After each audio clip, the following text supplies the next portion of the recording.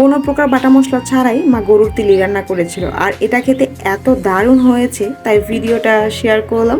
সামনে যেহেতু কুরবানি, তাই বাসায় চট জলদি কীভাবে সবাইকে এত মজা করে গরুর তিল্লি কলিজা বুনা করে খাওয়াবেন আর প্রশংসিত হবেন সেটা নিয়ে ভাবলাম আর ভিডিওটা ছেড়েই দিলাম। যাই হোক, বড় একটা তিলি নিয়ে এসেছিলো, সেটাকে সুন্দর করে কেটে পিস পিস করে তারপর মাটির চুলায় হালকা লবণ দিয়ে সিদ্ধ করতে বসিয়ে দিয়েছে। এটা কিন্তু বেশিক্ষণ সিদ্ধ করা যাবে না, বেশি সিদ্ধ করলে তাহলে কিন্তু তিলিটা শক্ত হয়ে যাবে, খেতে আর স্বাদ পাবেন না, তখন কিন্তু দূর থেকে গালাগালি করলেও আমাকে লাভ হবে না।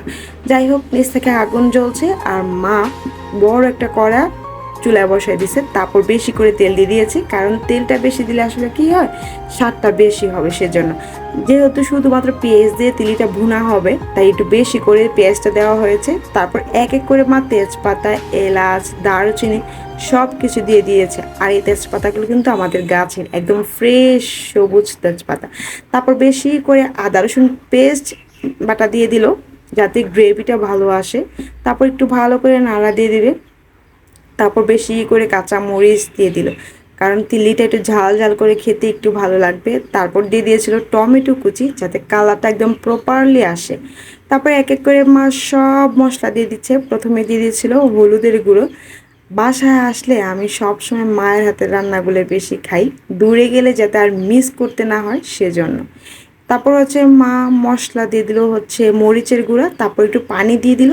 এখন এই মশলাটাকে ভালোভাবে কষাবে। মা কিন্তু আর অন্য কোনো হচ্ছে মশলা অ্যাড করেনি, শুধুমাত্র হলুদের গুঁড়ো আর মরিচের গুঁড়ো। এ পর্যন্তই শেষ। শুধুমাত্র এই মশলা দিয়েই মা রান্নায় কারিশমা নিয়ে চলে আসে, মার হাতে জাদু আছে। এই মশলা কষানো দেখে মনে হচ্ছিল এই মশলা কষানো দিয়ে আমি ভাত খেতে পারবো এক প্লেট, তাই না? কালারটা কত সুন্দর এসেছে না? তারপর মশলাটা ভালোভাবে কষানো হয়ে গেলে সেই সিদ্ধ করা গরুর তিল্লিটা সবগুলো ঢেলে দিল, কারণ সবগুলো একসাথে রান্না করবে সেজন্য। তারপর ভালো করে নাড়া দিয়ে মশলার সাথে গরুর তিলিটা একদম ভালোভাবে মিক্স করে নেবে। তিলিগুলো ছোট ছোট করে কাটার কারণ হচ্ছে, না হলে হচ্ছে এটা ভিতরে মশলা প্রপারলি যাবে না, খেতে ভালো লাগবে না। তাই ছোট করে সাইজ করে কাটলেই হচ্ছে গরুর তিল্লি কলিজা এগুলো ভালো। তারপর হচ্ছে মেবি এটা ধনিয়া গুঁড়ো মনে হয় দিয়েছিল, আমি শিওর না, মনে হচ্ছে ধনিয়া গুঁড়ো দিয়েছিল। তারপর ভালো করে মিক্স করে ভালো করে কষাতে হবে। একটু পানি দিয়ে এটাকে ভালো করে কষাতে হবে, যাতে মশলাটা একদম প্রপারলি গরুর তিল্লির গায়ে বা ভিতরে প্রবেশ করে, না হলে খেতে একটু ভালো হবে না। যখন তেলটা ভাসা ভাসা হবে তখনই মনে হবে যে এটা ভালো করে কষানো হয়ে গেছে।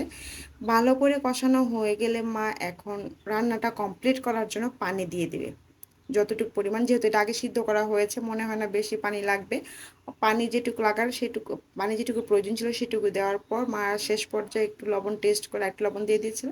আর রান্না কিন্তু হয়ে গিয়েছে। এখন অন্য একটা পাতিলে হচ্ছে সুন্দর করে এগুলাকে ঢেলে নেবে। যেহেতু ওই কড়াইতে অনেক কালি, এটা ঘরে নেওয়া যাবে না, তাই অন্য একটা পাতিলে সার্ভ করছে।